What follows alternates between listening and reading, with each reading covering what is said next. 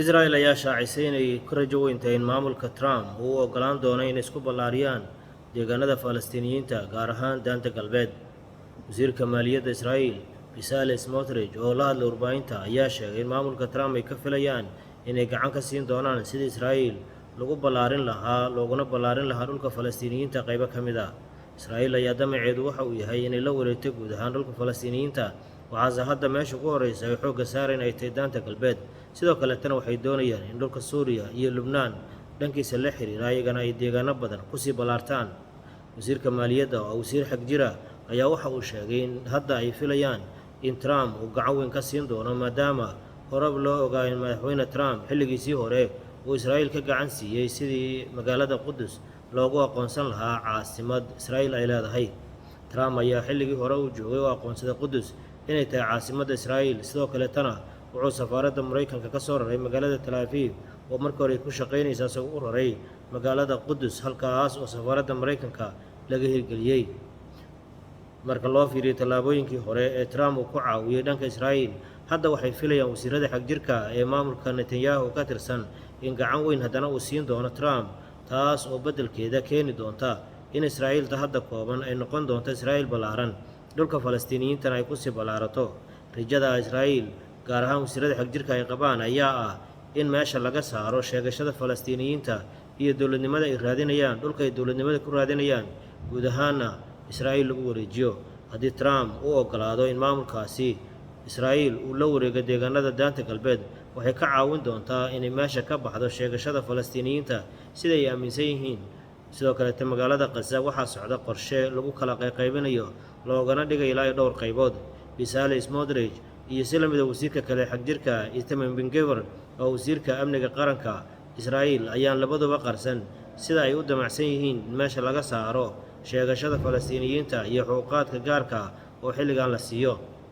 Deegaano badan cashuurta laga aruuriyo oo Falastiin lagu magacaabo iyo si lamida dhaqaalaha kaalmada loo siiyo Falastiin, maamulkooda wuxuu soo maraa bangiyada Israel.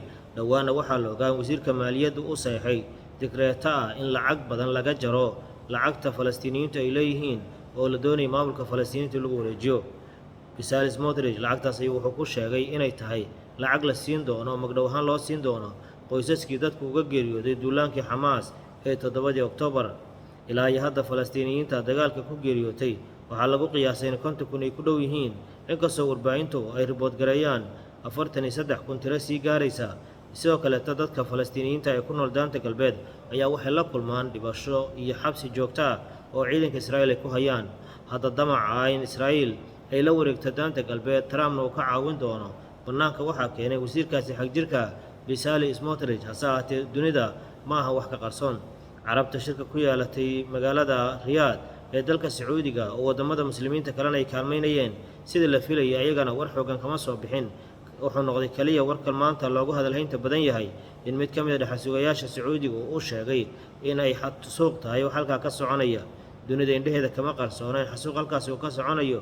Dowlado badan oo Yurub ku yaala ayaana Falastiiniyiinta u aqoonsaday inay yihiin dowlad madax bannaan.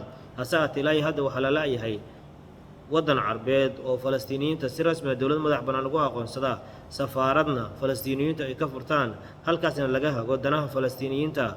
Waddan kasta oo carbeed waxa uu tilmaamayaa inay Falastiiniyiintu xaq leeyihiin, inay dowlad helaan ay xaq u leeyihiin. Hase ahaatee xaqa ay leeyihiin oo carab ahaan ayaga ay ku leeyihiin xitaa ma siiyo.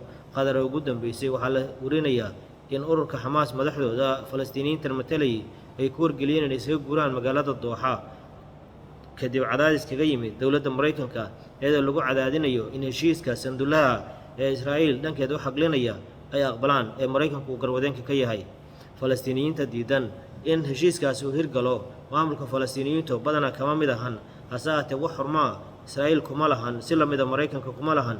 Marka la yimaado Trump uu yimaadana waxaa aad loo filayay inay tahay inuu kaalmada ugu xooggan siin doono Israa'iiliyiinta. Hase ahaatee lama oga ilaa iyo inta uu dagaalka ku taageeri doono intay leeg tahay.